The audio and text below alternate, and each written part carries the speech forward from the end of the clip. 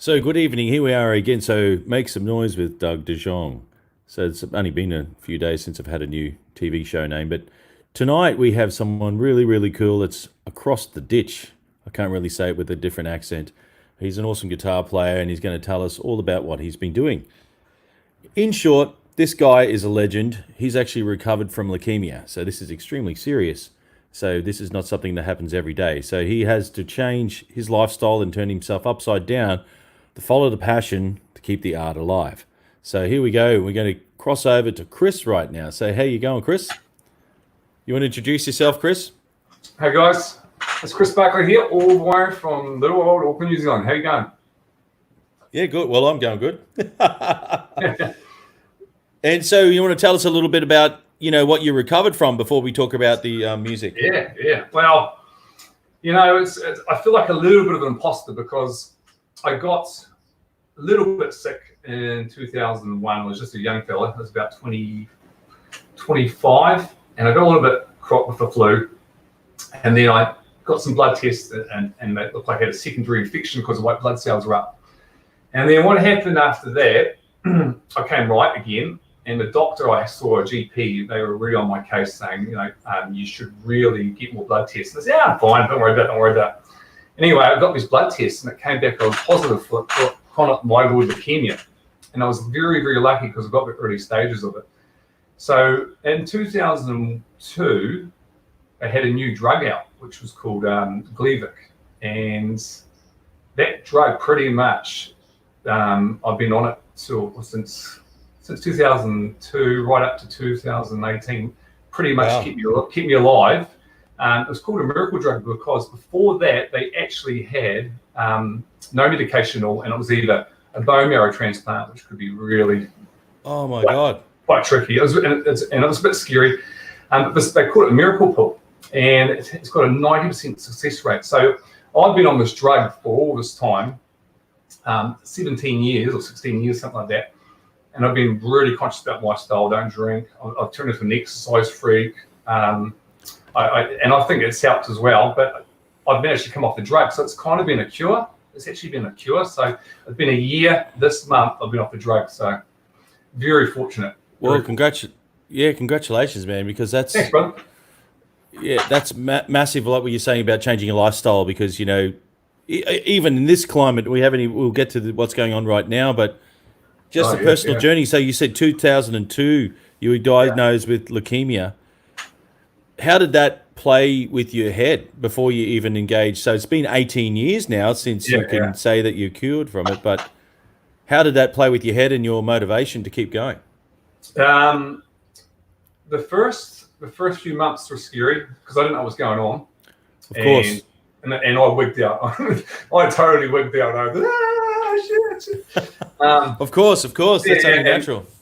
And I was worried about funny things. I'm going to lose my hair, and I'm gonna get fat, or am I going to not be able to have children, that sort of stuff, because this medication was quite new.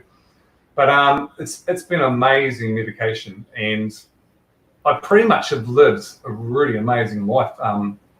After the first year, I still started getting my shit together and really poured a lot of it into my music. I was playing guitar before that, and I was into music, and I was in covers bands. But it really just made me want to concentrate more on being an artist as opposed to being a guitar player in a band, playing covers in a pub. And that caused a little bit of a rift with some of the people I was close with, because I'm just like you, Doug. We like to shred and improvise and stuff. And when you're playing April Sun in Cuba, they don't want to blistering alien mode in it or something, So it has been a real change, and it's actually been a blessing. It's been a blessing, really, because it's really made me change a lot of things.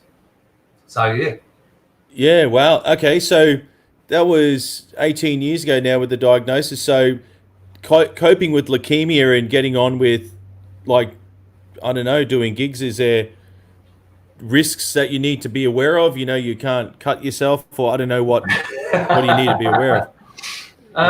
Nothing really. Like I said, I feel a little bit of a fraud because some people have battles with cancer and they've got to go through a real rigmarole with chemotherapy and stuff, and even Right. some leukemia patients. So I know someone who had it and actually died, but they had a more advanced, a more advanced form of it.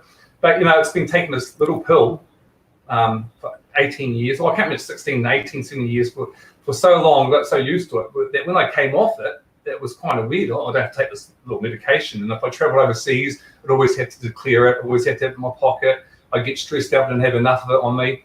Now it's just I don't take it. And that was the biggest thing for me. Really, was this little drug I was taking. Yeah. But yeah, other than that, nothing was changed. I could go to the gym. I could travel. I could exercise. I could pretty much have the same life. It's an amazing drug, and they actually have got different forms of it now too. So even better. Yeah. Apparently, it's even better.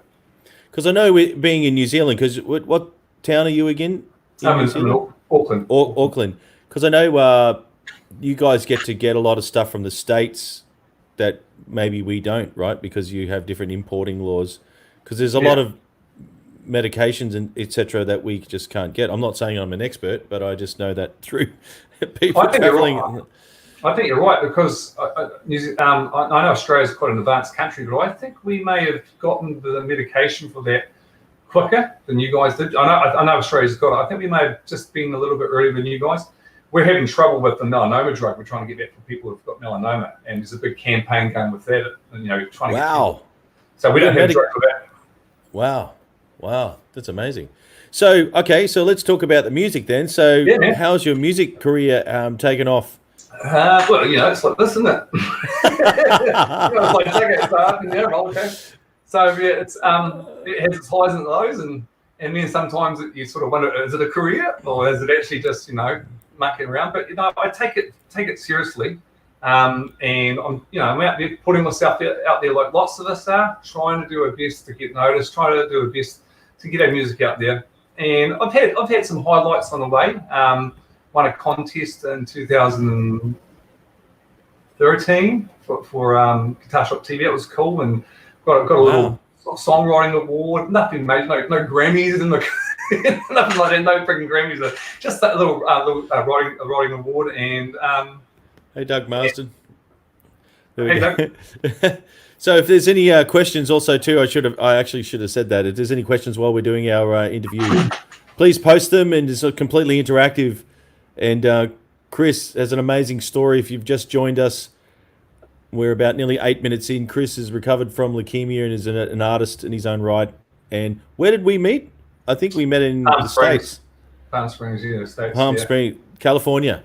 Yeah. Yes. And I always hear the Aussies, Aussies stick out. I go, that's a bloody Aussie over here. Because there's always about one or two Kiwis. There's a few Aussies, lots of Canadians, and heaps of Americans. And the Aussies stick. I always hear Aussie accent. we give each other shit all the time, as Kiwis. Yeah. Well, it's kind of expected, really, isn't it? Yes. We're like the little brother. Right. And what kind of guitar are you playing now? I've always been a Strat guy. Loving the Strats. I've had several American-made ones. I was a little bit of a snob, but I wasn't really into the cheaper ones. So I've already popped up the American-made ones. But now the Mexican-made stuff, the Japanese stuff's amazing. So I've always played Strats. I've had an Ingwe Malmsteen Strat. I sort of felt a bit bad because I wasn't into the signature guitar thing, so I sold that and bought another Strat. And I wish I had it now because I'm already back into habit. I wish I had that. And I noticed that the Vi Academy, there's a few of them. I thought, I wouldn't want one of those again. The big brass nutting and the jumbo frets and the scallops.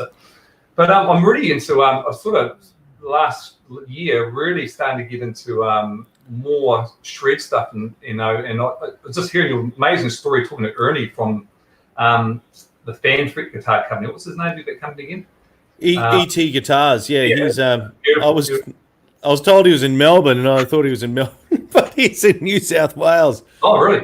Yeah, wrong state. Yeah, but anyway, details. But anyway, what were you saying? Fan fret, Strat? Yeah, just hearing you talk about fan frets and the changes you had in adjusting to playing with those. Well, I went to 24 frets from 21 to 22. That was a bit of a hurdle for me.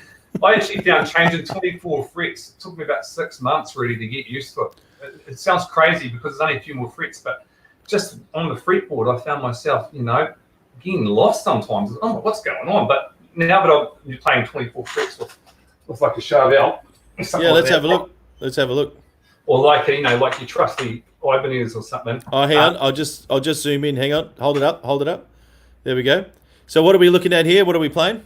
That's DK Pro Mod. DK Pro Mod 24.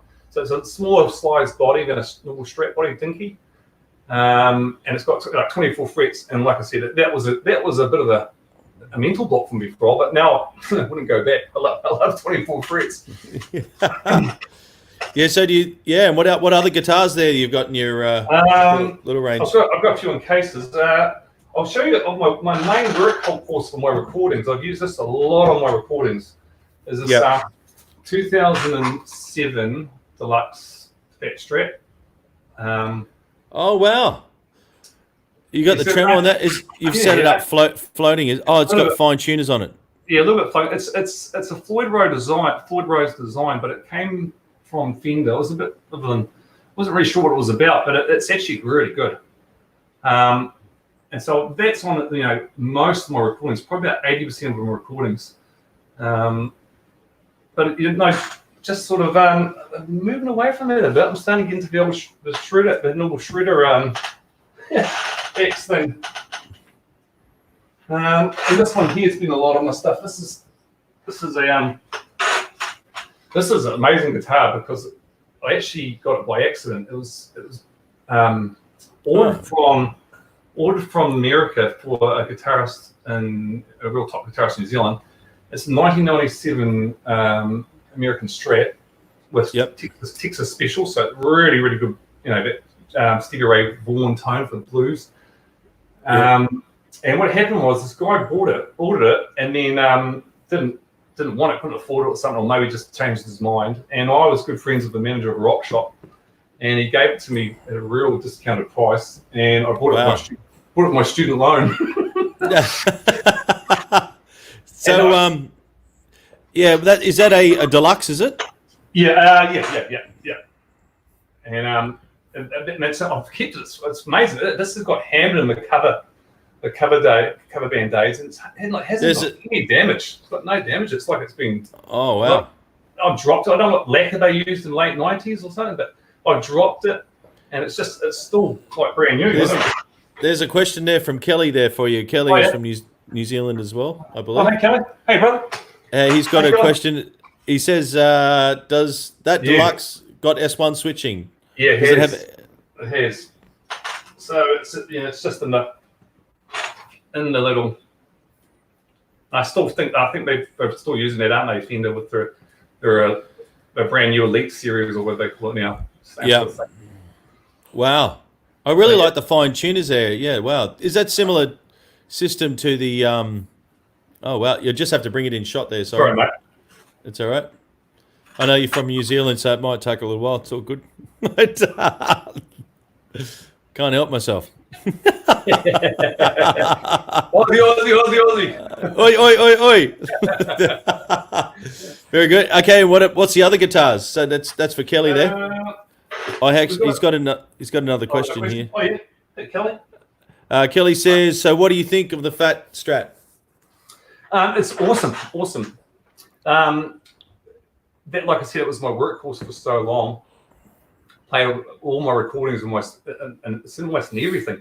And what I could do with it, it has a humbucker on it. I don't want the humbucker, a DH1 humbucker on it, and it's got Seranian noiseless pickups. So I could be quite really searing and shreddy on it, and then also back it off and play blues on it and with a single coils. I'm actually a single coil guy, really. I like single coils. My next guitar, I'm looking at some of the Charvels. I'm going to get more single coils on the first two positions and we get a humbucker again. I find I use the neck pickup a lot, and I like single coils, and I like a fat humbucker for the bridge, and you get a nice searing lead sound. But are you still just using stock humbuckers? Because I don't know if you can see I got a Fat Strat there. Yeah, I've seen that before. I've seen you use that. Yeah, I might just bring it down. Yeah. What do you got me, Doug? So with mine, this is going to be awkward using. So this has been hot rodded quite somewhat. I'll just zoom in. Oh yeah. So this one here, obviously, and for those people watching at home, this is what you must do if you have your guitars at home, is fix the strap to it. That is a must do. Yeah. If you're a recording guitarist, you can have a look. Oh, I can always tell if someone's played my guitars because they take the strap off. It's got to have the strap on because when you're recording, you don't want to break the flow. You got to keep the strap on. That sounds really wrong in many ways, but anyway. So my fat Strat. This is a Jeff Beck body. This is I've actually locked it down because I was so annoyed. Over the years, I love the deluxe hardware, but they just keep going out of tune. So I just locked this one down because I'm play quite aggressively. This is Seymour Duncan. I can't remember the name of that. But these two here, do you know Kinman pickups? Kinman? No, I don't know. Chris Kinman, he actually developed the first double stack single coil. So it's a humbucker in a hamburger style, not so much like this. These are the Woodstocks. The guy, his manager used to play in my band, so I had this all set up. And this one here is not a tone pot. This is actually a volume for the front pickup. So when I go to any other configuration, doesn't matter which one, I can actually roll the front pickup in. Does that make sense? Yeah. So, and the front pickup in, really fat attack. And this here is a kill switch. And I've just got to go and play in the States. I showed Tom Morello because he was jumping out of his seat. I saw that video. It was great. It was great. And he's actually got a three-way switch, mine's a two-way. So when he uses his is on, off, on. But mine's just on, off. So when I have to do tricks with it, I have to do this technique like this. And That's cool. Anyway, he just called me crazy. So it was cool. But anyway, that's my fat Strat. But it's funny, like with changing the guitars with my recording, it sort of brings out a different style of playing. So with the Strat, I have very, very aggressive right hand. But if I'm using my gem or whatever, the aggression's not so much there. It's more aggressive left hand, But actually, left hand's aggressive all day. But so, what are any other guitars you got there besides the Strat? I've got a few in cases. I've got an Ibanez. Actually, I've actually got this Ibanez too. You might find this interesting. Rob Rhodes is looking, and that's true. That's true, Rob. That's why I love my Strat. Having the neck on mod. Yeah, good. Got this Martin here. Oh wow! Which I is. just. There you go. Now that's been a bit of a workhorse too. Yeah. I played a lot of acoustics. Actually, if I play live, it's actually lately been a lot more acoustic stuff. As myself and me working with another artist called L.A. Thompson, I play guitar for her. So I don't know if you can see that, Doug. Is that all right? That's awesome, man. And then this is not a majorly expensive Martin. This is I think I got this in 2007. But it has this amazing gooseneck pickup on it. I can't even catch that. It's a microphone. Yeah. Yeah. I And you can blend that with the piezo in here, and it gets a nice warm tone. And this guitar's gotten better off the age. It sounds a lot better than it did brand new. And I mean, sometimes I used to do a little bit of flamenco with it, with weddings and stuff. Crank it up, man. Do some flamenco if you can.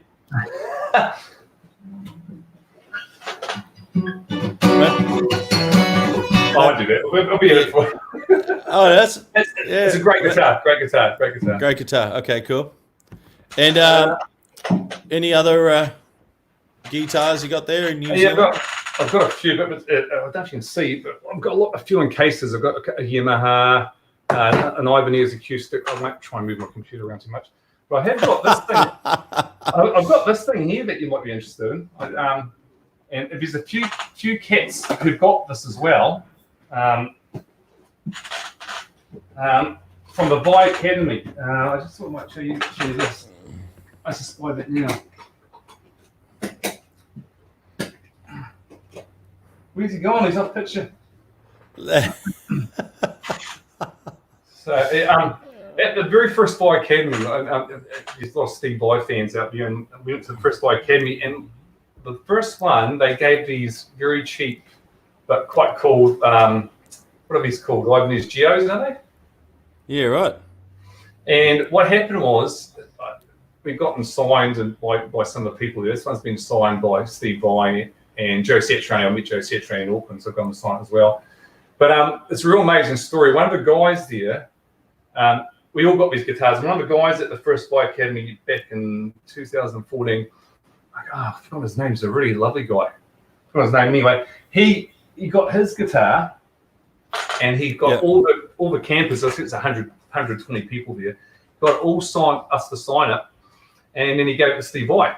He didn't keep it. He gave his one to Steve Vai. And if you look in Steve Vai's, is it called the Harmony Hut? His studio.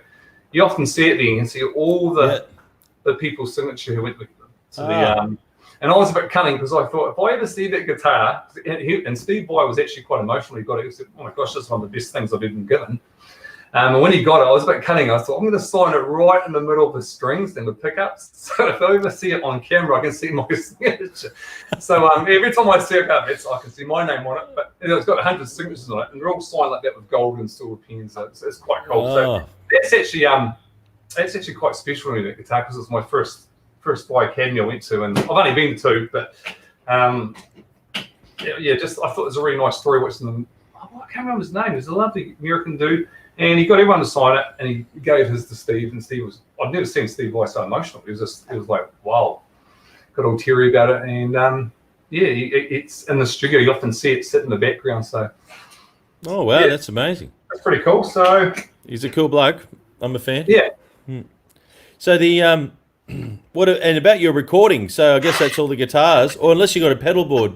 Is there any other tech? I've got a few more guitars, but my main things lately, what I've got out at the moment, I've got. do you want to talk about pedals and stuff? Yeah, sure. Only I don't want you to drop your iMac on the floor. So I know. Well, I'm not much of a pedal guy, really. To be honest, I don't use that much. I'm not a big effects guy.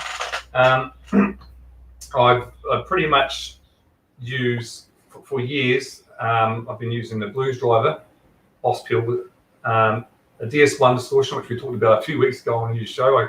Some of you guys are talking about it, and a Crybaby one and the delay. That's been it really, and it hasn't changed. I've had those pedals forever.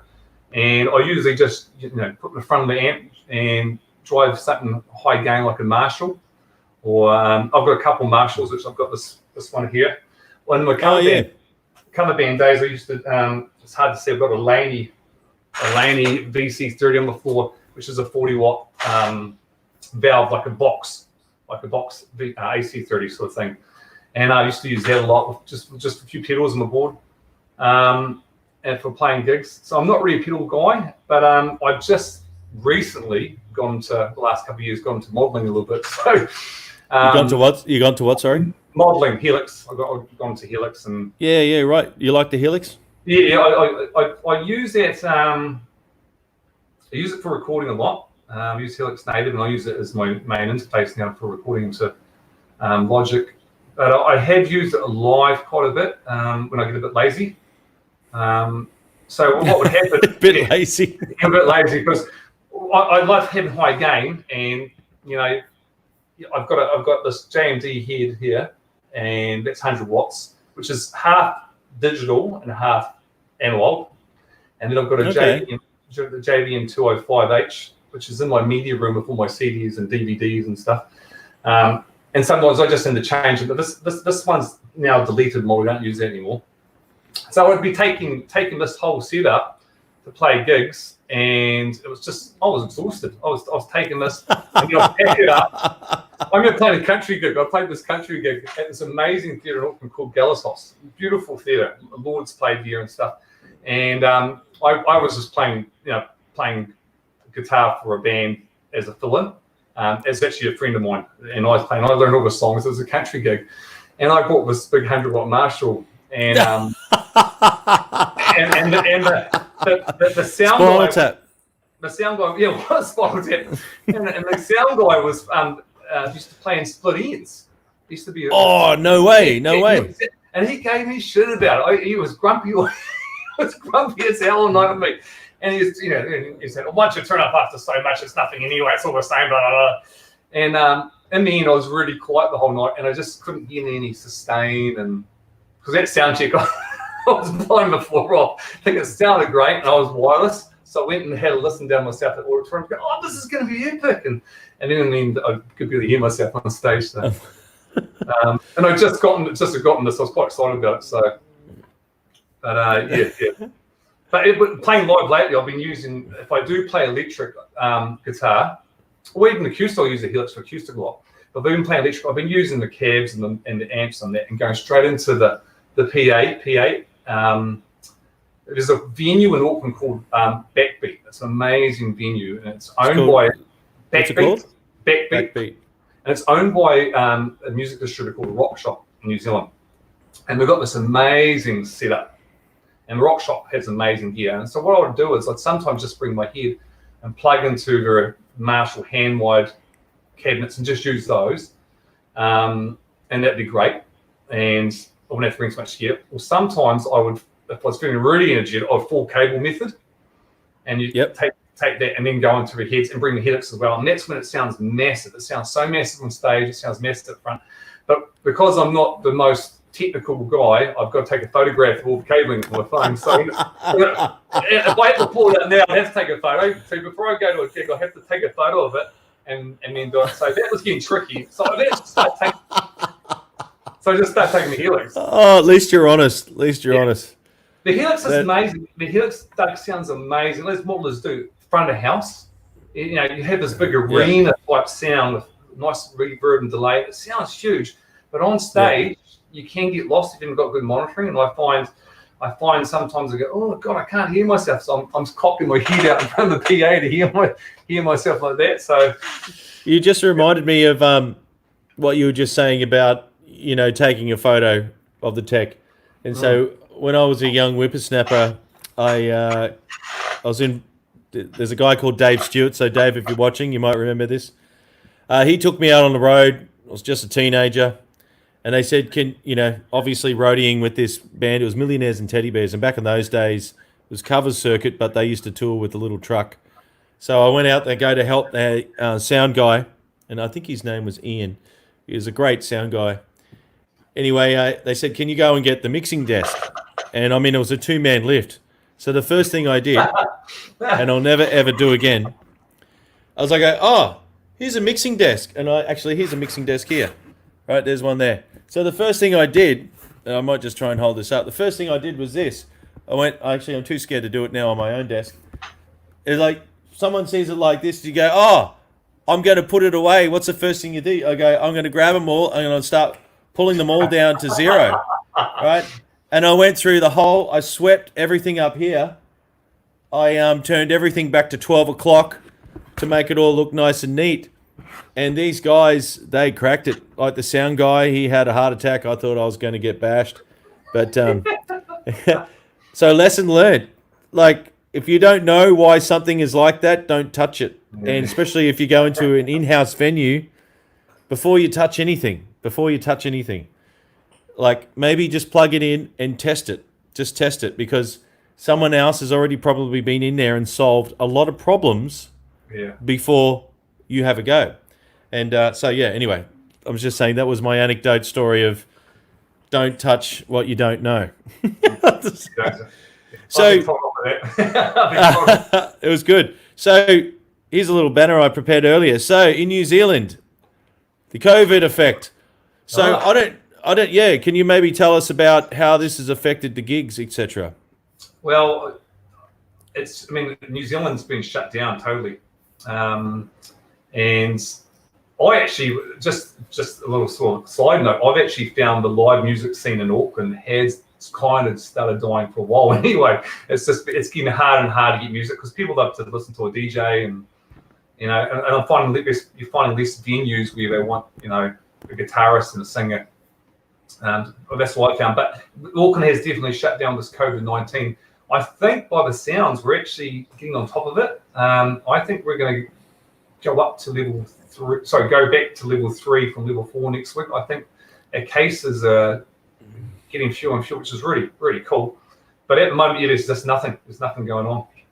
No bars. So, what does level 4 mean in level 4 lockdown? What does that mean in New Zealand? It means schools shut, cafes shut, bars shut, restaurants.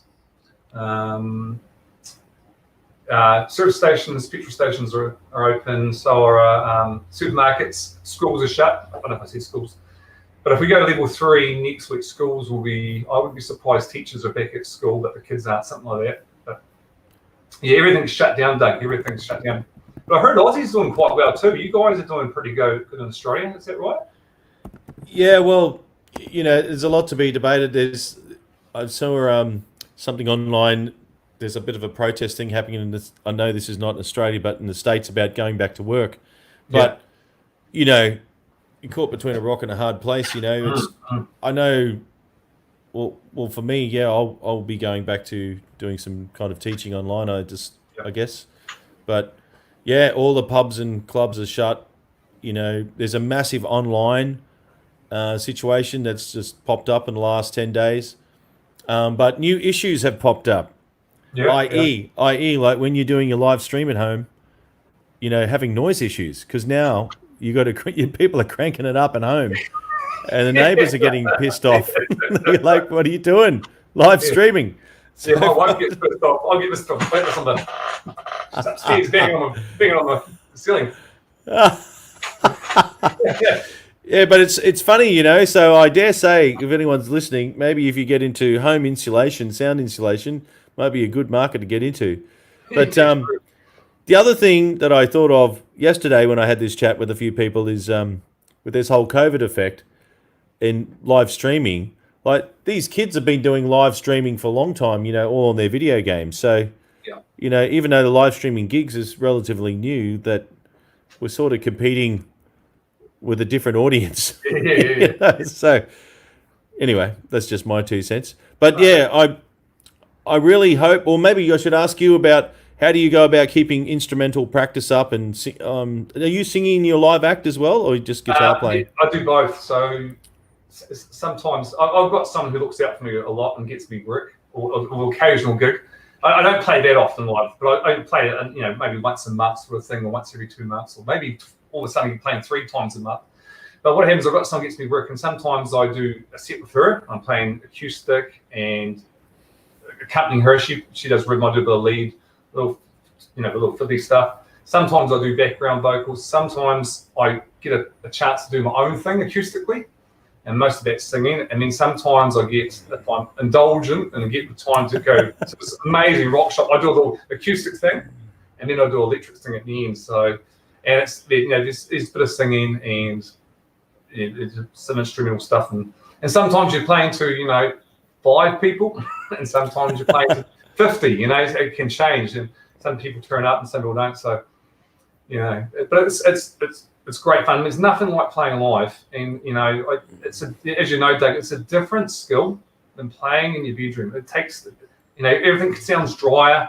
The sound sounds different. Things aren't responding the way like they do at home. If you're using an amp, it can be different. That's why molding's so good, because it can be the same all the time. Even that can be different though. If you're in an environment, can feel totally different. So, what was my point in that? I've gone on a tangent. That's all right. Yeah, just playing live. Playing live. It's another skill, and I actually think it's probably a little bit of a dying art. And I find have my chops at home, it's all really good. But when I go to do it live, it takes another thing, and you've got to practice standing up as opposed to sitting on your chair. And when I get out there, sometimes I'm nailing this at home. It's gonna be freaking awesome, and then I can't nail it on the night, and you go, why is that not happening? So, and when you're playing live too, you'll know. And what I love about you, Doug, is your energy. You're a man of my own heart. You go up there with all or nothing. I do. I love that. I freaking love that. I love that, because when you're excited, you're sort of like this, aren't you? And you're not locked in as much sometimes, and adrenaline gets in, and it's a different skill, and people are responding. It gets you excited. Oh shit, I'm being really cool now. Oh no, fuck that up. You know? So it's I really think it's a bit of a dying art playing live. It is in New Zealand. It's not. There's a cool guitarist, I can think of his name's Caro, and he plays live a lot. And there's a few others and playing cover bands. There's not that many, and we've only got 5 million people in New Zealand, and Auckland's about almost 2 million. There's not that much live music happening anymore. And that's what I mean. At least I'm missing out on it. There's a lot of cover stuff, probably just cover band stuff. And that's kind of, I've done my time in that. I've lost my interest there a bit. Yep. So. What about noise restrictions? Are you guys subject to the dB limits in New Zealand? You mean at home or out live? Oh, well, since we're in lockdown at home, I think there'll be dB limit meters coming around at home. Yeah, I've got the best neighbours, eh? I've got the best neighbours, eh?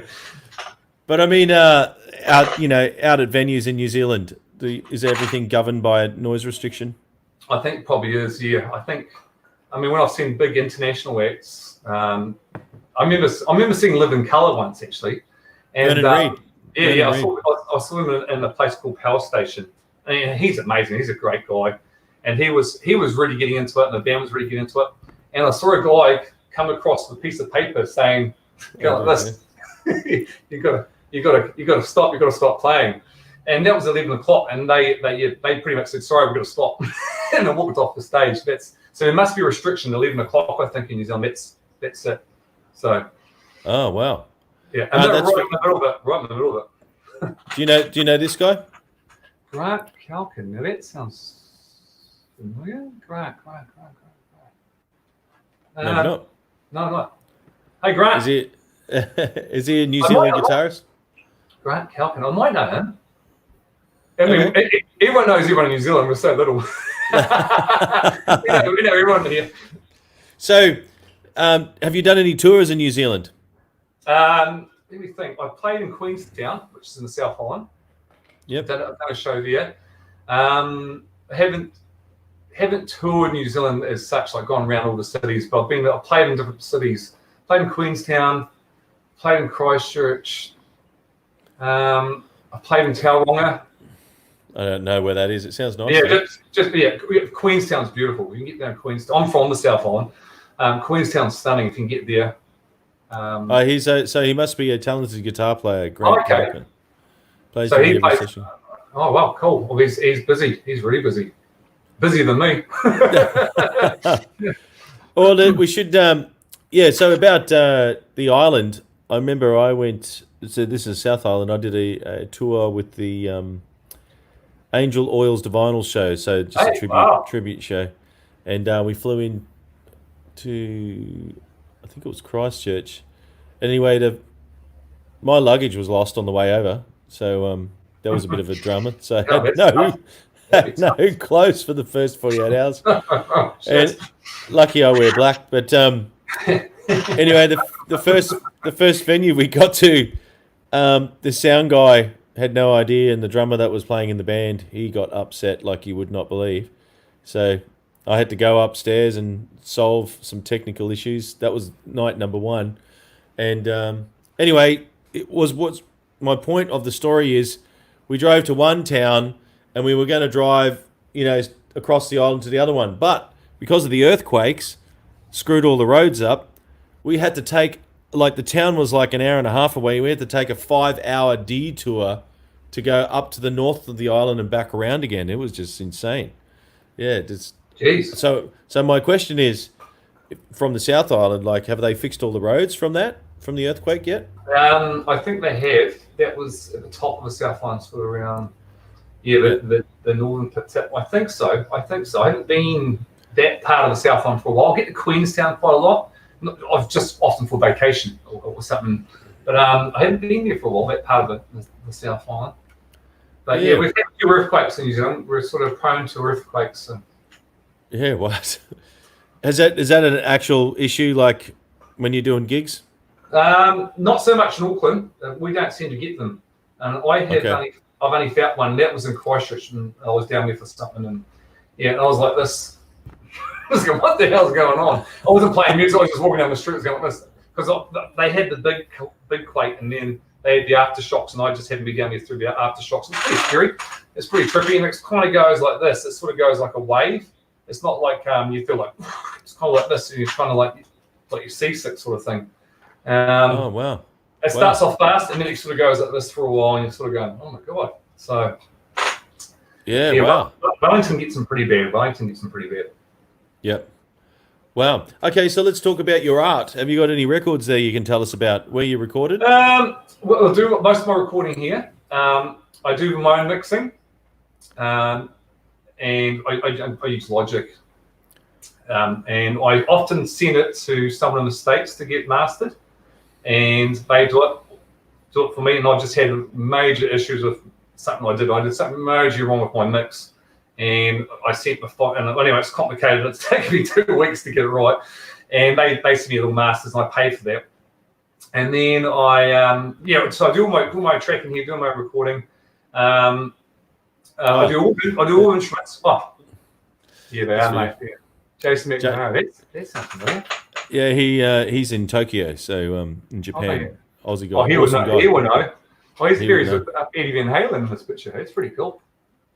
Yes. Yes. Yeah, sorry, you were saying, so you do all the recording and mixing at home and you outsource for mastering? Yeah, I do all the instrumentation here. I don't do drums. I don't do drums, but yeah, and then I do a lot of my own artwork. I'm quite handy with Photoshop, and sometimes I get a good friend to do it, and then we sometimes do it together. I've also got another good friend who helps me write lyrics too, so it's quite good having a buddy to throw lyrics off. He helps me with some lyrics. But this last track I've just had done called Synchronicity, I've been throwing it on social media with the artwork and saying, this is my new single, check it out. I've been getting little teasers of the artwork. And what's happened is I sent to my distributor and they said it's got third-party images. So there's some images in there which they shouldn't have been using. I don't even think. So I've got to go back to the drawing board with the artwork for that. And to me, part of the artwork is part of the brand. And I find that stuff really important. So I try to make things look kind of cool. And I'm going to have to go back to the drawing board, which means my song, I can't release it yet. So, and I'm quite proud of this number. It's called Synchronicity, and it came to me really easy. It doesn't always come that way, as you probably know. Sometimes it's a bit of a battle to get songs out and tracks, but this thing just popped in my head. And I had a loose version of it, with bass and drums, and I even played it live last year because I'm so happy with it. I thought this is going to be great live if I get to play it. And now that I've recorded it, I've made it way trickier. So if I was going to play it live now, it'd be a bit tricky to have to learn it. But right. Yeah, sorry to interrupt. I've got a question from Bruce Whalen. For some reason, I'm not getting the feed on my thing here, but he says, do you find a lot of feedback with the mic pickup? Sorry, that was about your acoustic guitar before, but we can get back to that. Yeah, you've got to be careful. Sometimes you do. It's got underneath, it's got a, what do you call it? It's got a phase button. So depending what kind of style you're playing a bit more finger style, or you're playing a little bit more of a strumming thing, you can change it, the phase it. Now, you get into territory, which I'm not the best person to explain that, but I know by pushing this button, it changes things. It makes things a bit quieter. Right. You can get a little bit of feedback on it if you get too close to monitors. Yeah. Well, with mine, I use a feedback. It's called a feedback buster. It's just a big rubber grommet that goes inside the sound hole. Yeah. That's because I'm my mate and I absolutely belt it. But it's been holding up. What's really cool about the little gooseneck microphone is it's movable, so you can move instead of using the EQ, you can put it towards the E string, the little E string, or move it up to the top E string and get more bass. So often when I'm playing, I put my hand and just tweak it, and it's been a real cool part of it. Oh, I'm going to need a little treble here. I want to alternate pick a little bit quicker, so I want it to pick up more. Right. And then if I want a bit more bass, I just move it up. So it's been, and I don't know if Martin really do that anymore because my guitar's quite old, but it can feedback, but if you have a good sound check and you sort of work out where not to stand and stuff, you're fine. Yeah, and I know Maton have an AP5 Pro, I think it's called. They're, Oh, yeah. this is Maton. I know it's a different guitar, but it has a similar system that you can actually move the mic around. I think I really like what you said. Instead of going straight for the EQ, maybe move the mic if you're using it. If I had, well, I think I do have that system because on my Maton, been through about 3 different pickup systems. Would you Oh, believe? yeah. I Is just that wear right? them out. Oh, my guitar's been around Australia like 3 times. Yeah. Like it's just thousands and thousands of gigs over the years, but it's still What do they holding use? together. Do they use What's that? Fishman? They use Fishman, Maton? They use Fishman. What I brand just are they? use. I should actually know. I just use. It's just the Maton name brand. What it's made for. AP5 Pro system. I think I've got in there right now. Yeah, but sorry, we're getting off track. But anyhow, that was for Bruce. Sorry, Bruce. I Oh, good found question. you. Good question. Yeah, Yeah. yeah, great question. The getting back to your art. Do you have any art that we can have a look at and see what's going I've on? got a little CD here. It's actually an EP. So that's that's a photo of me stuck in my cheeks. Yeah, let me have a look. Yeah. And there you go. Just and like I do all my own art and do my own photography and stuff. And Wow. sorry, I'm lying. I don't do it all. I do some of it. I get them in. I have to some stuff. It gets a bit tricky for me, so I've got to get someone else to do it. And I've got a good friend who's really good at that sort of thing. And yeah, and all my stuff's on iTunes, Spotify, and I always try to have good, strong visual images with it that sort of represent the song and the music of it. So how do we find it on Spotify? I suppose Chris Barclay, just type Chris Barclay on there and in Spotify. Yeah, Apple Music, all those. I mean, it's like they got to put your shit out there. So Yeah, go for it. Yeah, and do you have any YouTube presence or anything like that? Yeah, just if you put Chris Barclay in there too, I can't remember what the YouTube handle is, but yeah. And, Right. my YouTube games, it could be stronger. I need to get back in that a bit more. Yeah. So, I mean, what other ideas are you going to do now that you're in lockdown? Are you just going to keep working on your chops? Yeah, and I've been inspired by everyone, including yourself, on these live streams. So I'm planning on doing some singing. Thank you. Yeah, that's cool, man. I think it's inspired. So I'm going to do some acoustic stuff, playing live and singing some older tunes, which I've got to try and learn again because I've forgotten them. I'm a shock with lyrics. I forget words all the time on songs.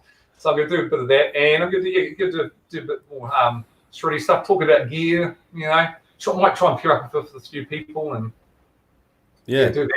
And We'll have to do it. Goes. And I'll cut you. Yeah, we'll have to do a collab, mate. Send me a track and we'll shred on it. That'd be cool. Yeah, that'd be cool. And with making the art, as an original artist, do you have a distinct timeline that you set out from the get-go? Say, okay, cool, this whole project, I'm going to get it done in 3 months, or maybe 6 months. Write the songs, mix the songs, master the songs, make the product. Physically make the product or name the songs. Just what does that process look like for you? Well, I wish I had more structure. That would be great because I don't really. I'm a really good starter.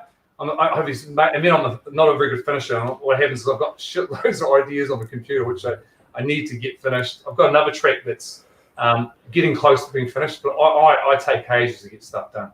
And I do so many takes of the same thing to get it right.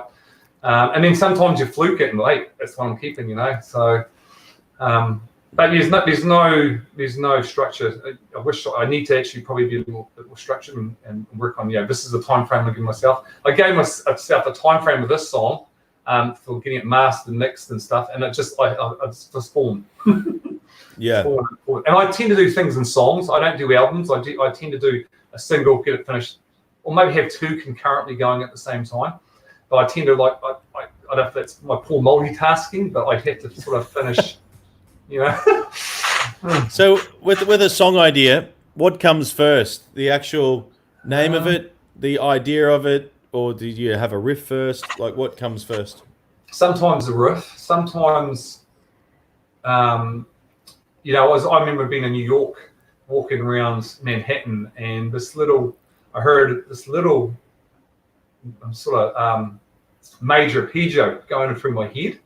And I was walking around, and I pictured these buildings. I was walking around, and I thought that's going to be my hook to my new song. And this happened in New York, and I had my MacBook, and I had a guitar with me at the time, and I just, because I was going to one of those live academies, and I just recorded the idea, and then 2 years later it became a track of mine called New York I'm on Fire.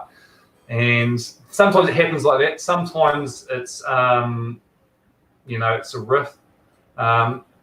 Sometimes it's a chord progression. There's one track I wrote called, and a lot of my stuff references America. I'm obsessed with America, and there was a track. I just love Americans, and I love the States. And I wrote a track about I went to that September 11 museum, and that blew me away and inspired me to write this neoclassical piece.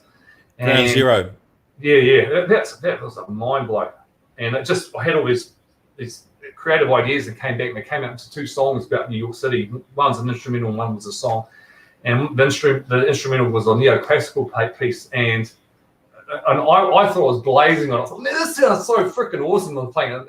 And what it sounded like was I was trying to sound like Ingmar Malmsteen, and it just sounded too much. So what I did was I simplified it when I recorded it, and it kept more of the melody, and it seemed more intense, and it sounded more melodic. And then every time I hear it back now, I think I wish I kept the other version. It's pretty shreddy anyway, but I really went to town on it, and I just started going, oh my god, that's just too much. People are going to think I'm a douchebag. So I took it back, and it's just a bit more melodic and stuff. And then every time I hear it go, yeah, it sounds good, but I think, oh, I wish I'd kept that version of this insane arpeggios going up and down. There's a few in there anyway, but it took away from the song and the feeling, because it's quite emotional. And it's okay. Yeah, I think that's a good idea. So when you label your projects, I used to label by letter, like ABC song 1, ABC song 2.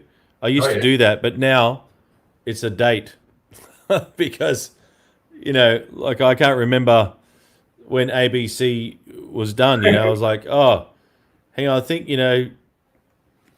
that's how I have to catalog. So if I'm doing a remix or whatever, I use the date. I know this seems so generic, very, very cliche, but if I don't use the date, it's confusing. It's really confusing. So how long would it take you? How long to get a track done? What sort of time frame can you sort of? Well, I did this record. Yeah. I've seen that. Yeah, it's cool. Cool art. Yeah. Cool artwork. Yeah. Andrew Willis did that shot, and so it's called Post Traumatic Express, and you can get on iTunes and all and Spotify. So this was the byproduct of doing my composition in composition honors at university. So I used different techniques to actually make this record. I didn't sit down and just whatever comes to you. I actually, in short, the short version, I wrote an auto-ethnographic analysis. Yeah. And converted that into 5 stages, because it's about the 5 stages of grief. And then I used concepts, and this is really deep now, but I'll just tell you straight, this is what it's actually called. Prosody, Mandrigalism, and Mickey Mousing. And what that means in English, prosody was how I used it, was turning what I heard from my experience into sound. So if someone said, I never ever want to know, I would lift the rhythm of that. Never ever want to know. Da da da da da da da. And in the melody, I would never ever want to know. Like, so, yeah. And how that also tied in was I looked at visuals, and quite graphically, I would look at stuff that you probably shouldn't be looking at, and converted that into music of some descript. And Mandrigalism is turning something you see into sound. So an example would be stairs. How do you turn stairs into sound? Dun, dun, dun, dun, dun, dun, dun. Right? So that would represent thing. And now Mickey Mousing, it sounds out there, but it was coined by Mr. Walt Disney. how Mickey Mousing was born, this concept of writing music using something called Mickey Mousing, was when Mickey was in the cartoon and let's say he fell downstairs, the kinesthetic movement wrote the music. So the movement would be bop da da da da da, and so there would be bop da da bum bum bum. Like the drawing or the movement wrote the music, and that's why it's called Mickey Mousing. So this record, there's some strange things on there, but Cool. I've never written a record like it before. Like I've never written a record to mimic something like that. So the opening riff on it, well, the opening noises are sirens, and it may sound disconnected, but it's like a movie soundtrack, really. So it's about all the police cars coming in onto the scene of the situation. So yeah, and then probably the coolest thing, this locomotive is called a Big Boy in America. It's an American locomotive. I know you like American stuff. So that's called a Big Boy, and then right at the end of my record is a sample of Big Ben. Dun dun dun dun Yeah. dun dun dun dun. So my concept is to be a big boy, to deal with your grief. You get interrupted by reality, which is Big Ben, called time, right? So my point is, how can you be a big boy if you get interrupted by Big Ben and process grief? Well, my point is you probably never get over it. That's my whole point. It's pretty deep. Oh, it's very deep. It's cool though. Very cool. So Mr. Steve Vai, his producer, Greg Worth, is an amazing guy. He mastered my record, and I'm just blown away. Wow. Yeah. Wow. What an honor. Wow. Yeah, I'm still blown away. So I'm working on some other really, really deep stuff, but that's just the kind of person I am. It's very, very deep. I'm going to listen. I'm going to listen to that. I'm going to listen because mental illness is a big topic here in New Zealand. It's a big. Before this COVID-19 thing came, mental illness was the thing that we're trying to deal with. Right. We have quite a high suicide rate in New Zealand. Wow. So yeah, I'm myself. I think I deal with things pretty well, but some people in New Zealand are struggling with it, and I'm gonna check that out. That record. Yeah, man. Thank you. And track number 2 starts off with just behind the bridge. So when I was standing at the scene with the police coming, I could hear this wind chime. Yeah. So I transcribed the wind chime. Oh. Yeah. So that's track 2. That's about the 5 stages of grief. Well, number 1 is anger. Denial. I should know this back to front. Denial, anger, bargaining, depression, and then acceptance. So track number 2 is anger, and it's about internal anger. And it's pretty deep, and it's a very Alan Holdsworth melody. Okay. Yeah. And it's in odd time, and it's about internal angst. So not external, but just that little voice in your head, like what the hell, yeah. And then track number 3. Sorry, we should be talking about your record, not mine. No. That's name, dude. Track number 3 actually went to number 13 in the Indian iTunes charts. Sure. So it's got all like Indian fancy scales in there, which is quite bizarre because I've never been to India and I've never advertised in India. So that was cool. That was all organic. So yeah, Wow. rock and roll. Yeah. So And yeah, sorry. Oh yeah. So you cross over a lot of genres in you, Doug. You sort of go Yeah, fusion-y, metally, rock. Yeah, jazz. it's everything, even jazz. Like the last track called Acceptance, which is axe meaning guitar, and sept is 7 days of the week, 7 colors in the rainbow, 7 chakras, whatever you're into. That's right up my alley. Chakras. And Yeah. Oh yeah. Well, I'm into that stuff as well. So there's little groupings. So in track 3, there's little rhythmic groupings that represent to the heart chakra. So the heart chakra has 4, like it's chakra number 4, right? So you hear like So that happens just before the B section, which is piercing to the heart, right? And anyway, track number 5 is pretty deep as well. So it's about your conscious mind, your subconscious mind connecting with an all-knowing being power, whatever that is. So blues, so I was pushing the concept of the blues here. The blues is call and response. But in my concept, it's three. There's three conversations, like three melodic phrases. It's really deep. It's really deep. As I said, I did like a university. Not that that means anything, but I'm just saying that's what I meant from it, you know. So, but yeah, I'd love to hear your feedback from it, man. If you haven't checked it out. Well, you know, it sounds really deep, and I've sort of been on a journey of that sort of, and that's what helped with my health, I think, too. The meditation and you know, healing and vibrations and chakras, and so I'll be interested to get. You probably can meditate to it. Yeah, well, maybe not the whole record, but yeah, absolutely. But if you are going to listen to the record, if anyone else is listening, if you do listen to my record, it's a concept record. So therefore, you need to get a glass of wine. You need to sit down for 25 minutes because I'm into numerology. But it's a body of work that makes sense in its entirety. So you need to listen, go through all the stages. And it'll be interesting if you listen with an open mind about how it makes you move and feel. Anyway, so my point of doing this whole exercise about writing music like this was really about getting the listener to move, like be moved, if that makes sense. Yeah, that's cool. It's a journey. So you know, so is so is. But in my case, it's not a 3-minute expedition. You need to saddle up for a little while. You know, you sit back, put your headphones on, and sit back like this in your chair and just soak it in. It'd be awesome. I'm going to check it out. I'll have this on iTunes. Are you on iTunes?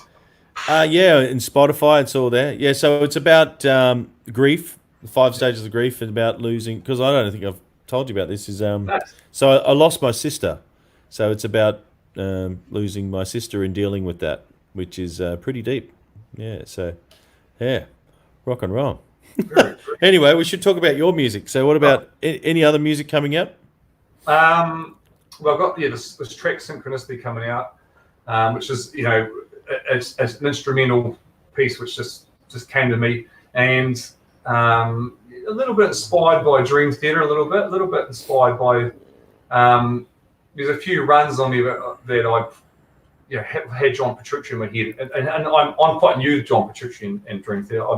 I've sort of been, you know, Vai and Satriani and anyway, but I've been listening to a lot of Dream Theater, and he definitely had an influence on my playing a little bit, just the way my phrasing, I suppose. My phrasing was like so that's coming. When it's coming out, all my advertising says April. It's embarrassing because I got this freaking artwork change. And there's a song called Ride the Light, which is another instrumental. I haven't done a song with vocals for a few years. So that's going to be another instrumental. And then after that, I've got this cool sort of thing that's been kind of inspired by Richie Kotzen's music. I've been listening to him a lot. So he's a legend, yeah. Oh, wow. What a gift that guy got, man. He is the holy trinity. The singing, the playing, and the commercial success as well. You know, what a legend. Holy, I like that. I'm going to steal that. That's good. I mean, John Mayer's like that as well. You know, if you like John Mayer, I can see. I mean, he's really big. He's got the guitar playing, and he's got the songwriting. But I think John Mayer would be the first person to say his voice is okay, and he's got a good voice. Richie Kotzen, it sounds like Chris Cornell, who can shred, and I've been inspired by some of his playing for this other track. I've got this riff for it, which is, I think I've got to build around it. So it's a lot of double stops and a lot of sort of thing, and a bit more funky sort of playing. So I've had to go back to a Strat for that. I've put the Charbel down for that because I need that single coil, slightly driven sound. So, but that's really it in the cards until something comes up. I'm finishing. I'm meant to be working on a track for someone else, doing some guitar for someone. My friend Ellie Thompson, she's got a track, and I haven't got to it. Because what was real funny is I had everything I touch at the moment turns to shit. Like I'm attracting this at the moment. I'm big on the law of attraction. Everything I touch blows up. So I've blown up an interface. I've blown up a mixer. I borrowed this one. I don't know if you can see it. It's hard to see. I borrowed this massive mixer. I can't show you. Yeah, he is cool. Richie Kotzen is very cool. I've never seen him live. He goes to Australia a lot, He goes to Aussie a lot. He doesn't come to New Zealand. But you know, yeah, you always say everything I touch is blowing up on me. And you can't buy anything. You know, you can't get anything. So I found this Nexus, and I broke lockdown rules a little bit. I went to this place and got it from my wife's, from work, and I grabbed it, and I've used it before, and it's doing my job. It's a bit noisy, it buzzes a bit, but so I can do some stuff at home. And yeah, you can't buy it. First world problem, mate. First world problem. You can't buy anything. I can't buy anything to put my jack in. So maybe just wrapping up then, if we last question is any advice to people up and coming who are, making some tunes and they want to be their own artist? Any advice for that? Yeah, anyone got any advice for me? I'm still learning as I go. One thing I can say is you've got to follow your dreams and take a punt, I think. And I haven't always done that. There's been a few opportunities. Thanks, and Jason. I have not chased them because there's a bit of fear and impracticality. One's leaving some of my income here at home, and I'm exposed to a lot of what I'm trying to say, a lot of financial dependence on other things as well. So music doesn't cut as well as the money. It's harder to make money out of music. So I have other streams of income which take my time away from that. So, but the thing I would tell myself, a younger self, is when those opportunities came up, I probably should have jumped on them before I got too committed into other things. And I've got a very supportive wife who let me do anything. She'll let me go. And we've got this deal between us that if something come up, we've got a plan, whether it be playing for someone else or something takes off for me. This is what we'll do. But, that'd be my advice to me, a younger version of myself, say, Chris, because there's a few things like I could play the hard rock cafe circuit when I was young.